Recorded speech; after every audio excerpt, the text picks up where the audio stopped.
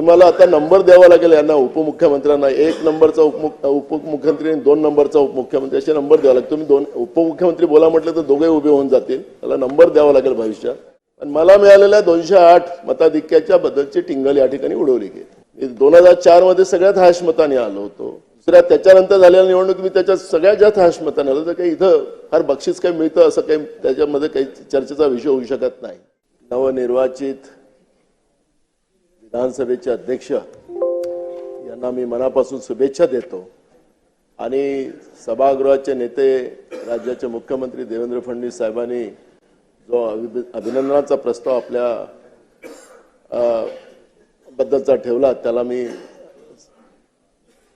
पाठिंबा देतो. खरं तर अध्यक्ष महोदय, आपल्या या सभागृहाची परंपरा फार मोठी आहे. जसं मगाशी उल्लेख माननीय मुख्यमंत्र्यांनी केला की पहिले अध्यक्ष गणेश मानवलकरजी हे इथून अध्यक्ष झाल्यानंतर पहिल्या लोकसभेचे ते पहिले अध्यक्ष या सभागृहातून झालेले होते. म्हणजे भारताच्या लोकसभेचे पहिले अध्यक्ष आपल्याच सभागृहातून गेलेले होते. असा मान असलेलं हे सभागृह आहे. अध्यक्ष महोदय, आपली कारकीर्द गेल्या 2.5 वर्षाची ज्याचा उल्लेख सगळ्यांनी या ठिकाणी केला. खरं तर सभागृहातले दोन्ही बाजूचे सन्माननीय सदस्य हे आपल्या आपल्या भागातले आणि राज्याच्या जनतेचे प्रश्न घेऊन या सभागृहात येतात. सगळ्यांना आपली भूमिका, जनतेचे प्रश्न या ठिकाणी मांडण्याचा पूर्ण अधिकार आहे. गेल्या 2.5 वर्षात आपण हे कामकाज करत असताना सगळ्यांना न्याय देण्याचा एक प्रयत्न आपण केला. त्याच्यामध्ये आपल्याला 99% यश आलं. ही जागा इतकी, तसं ते पाहिलं तर ते काटेरी मुकुटच आहे एक प्रकारचं. इकडे पाहिलं का डावीकडे पाहिलं की तिकडे टोचतं आणि इकडे पाहिलं की तिकडे इकडे टोचते, अशा पद्धतीचा ते मुकुट आहे. आणि त्याच्यामुळे त्याची जाणीव मला आहे. आपल्याला या ठिकाणी आपल्याला म्हणतात असं की सरकारला सांभाळायसाठी आपण बसतो असं आपल्याला त्या ठिकाणी सांगण्यात येतं. पण खरं तर त्या खुर्चीचा एक वेगळा मान आहे. त्याच्यावर आरोप प्रत्यारोप कोणालाच करण्याचा अधिकार नाही, ना सत्ताला ना विरोधी पक्षालाही. आणि म्हणून अध्यक्ष महाराज, ही जी परंपरा आहे आणि या परंपरेला अजून ताकदीनं आणि आपल्या विधानसभेचं कामकाज हे देशपातळीवर कौतुकास्पद आहे.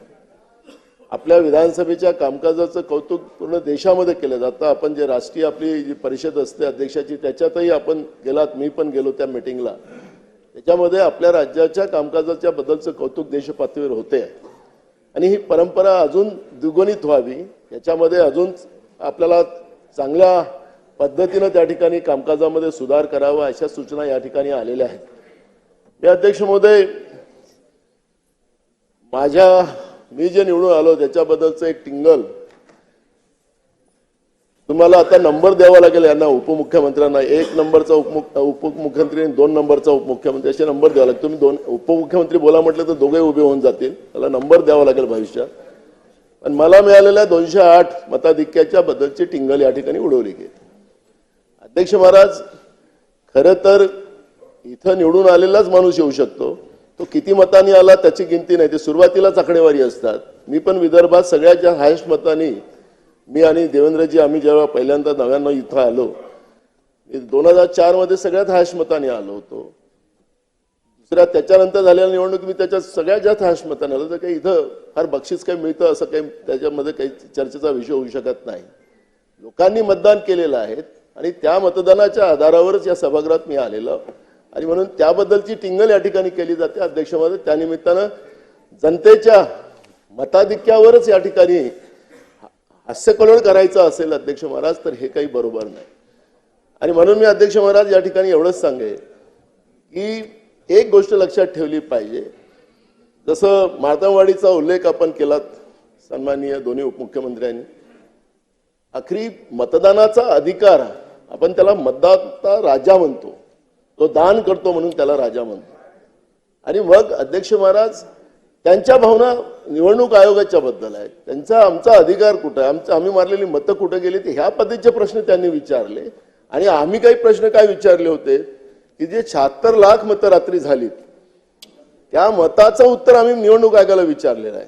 की हे कसं आलेलं आहे, त्याचे फुटेजेस होतात, त्याचं रेकॉर्डिंग केलं जातं, हे आम्ही मागितलेले आहेत. त्याचा अर्थ तुम्ही वेगळा लावायचं हे कारण नाही. मी मानतो तुम्हाला, मला याच्यावर नाही, मी तर विश्वासदर्शक ठरावावर आम्ही बोलू, ज्या मगाशी सांगितलं अजितदादांनी त्याप्रमाणे. पण आखरी मी या निमित्ताने एवढंच सांगतो की याला विचारण्याचा अधिकार राज्याच्या जनतेला आहे, देशाच्या जनतेला आहे. त्याचं काही आपल्याला वेगळं काही सांगायचं नाही. आपल्याला बहुमत मिळालं म्हणून त्याचाही गर्व आपल्याला कोणाला करण्याचा अधिकारच नाही. मूळ प्रश्न असा आहे की अध्यक्ष महाराज, म्हणून माझा या ठिकाणी एवढाच उल्लेख आहे की अध्यक्ष महोदय, याचा अर्थ असा नाही की बहुमताच्या आधारावर विरोधकांचा आवाज दाबण्याचा प्रयत्न व्हावा असा सभागृहात असं होता कामा नये. अध्यक्ष महाराज, मी अध्यक्ष महाराज या ठिकाणी जास्त न बोलता, कारण की अजून खूप आहे, थोडा मैदान खूप आहे अध्यक्ष महाराज, त्याच्यावर खूप सारी चर्चा करता येईल. मार्कंडवाडीवरची चर्चा आणा सभागृहात, त्याच्यावरची चर्चा आपण घडवू. अध्यक्ष महाराज, आखरी लोकशाही मजबूत झाली पाहिजे. लोकशाही मजबूतीचं, कारण की महाराष्ट्र हे एक राज्य असं आहे की याला एक वेगळी परंपरा या राज्याला आहे. कर्मभूमी बाबासाहेब आंबेडकरांची महाराष्ट्र राहिलेली आहे. शाहू फुले आंबेडकरांचा विचार या महाराष्ट्रातूनच जन्माला आलेला आहे. आणि म्हणून अध्यक्ष महाराज, या राज्यामध्ये ही चर्चा व्हावीच, याच्यावरची कुठलीही शंका असावी नाही. सत्ता पक्षांनी तो प्रस्ताव आणावा, त्याच्यावर एक दिवसभराची चर्चा या राज्यामध्ये घडवावी. आपल्याला लोकशाही कशी मजबूत करता येईल, लोकशाहीच्या बद्दलची शंका एकमेकाच्या मनामध्ये निर्माण होणं ही गंभीर बाब आहे अध्यक्ष महाराज. याला अराजकता माजेल आणि म्हणून यावरची चर्चा व्हावी. आणि तुमच्याकडून आमच्या अपेक्षा अध्यक्ष महाराज, मी तुम्हाला पुन्हा या ठिकाणी खूप खूप मनापासून शुभेच्छा देतो आणि माझे काँग्रेसच्या वतीनं, काँग्रेस पक्षाच्या वतीनं शुभेच्छा देतो आणि 2 शब्द संपतो. कैलासवासी Parvatibai Nanajkar memorial charitable medical society संचलित नानजकर हॉस्पिटल सोलापुरात प्रथमच मूळव्याध, फिशर, फिस्चुला लेझर सेंटर. खालील ऑपरेशन अल्पदरात केले जातील. नॉर्मल डिलिव्हरी ₹10,000, सिझेरियन ₹20,000, मूळव्याध, फिशर, भगंदर ₹18,000, अपेंडिक्स, हायड्रोसिल, हार्निया ₹20,000, गर्भाशय पिशवी काढणे ₹25,000. डॉक्टर सौ कल्पना नानजकर, फिजिशियन व सर्जन, दमानी नगर, सोलापूर. मोबाईल 9850 55 83 43. गरजू रुग्णांनी संपर्क साधावा.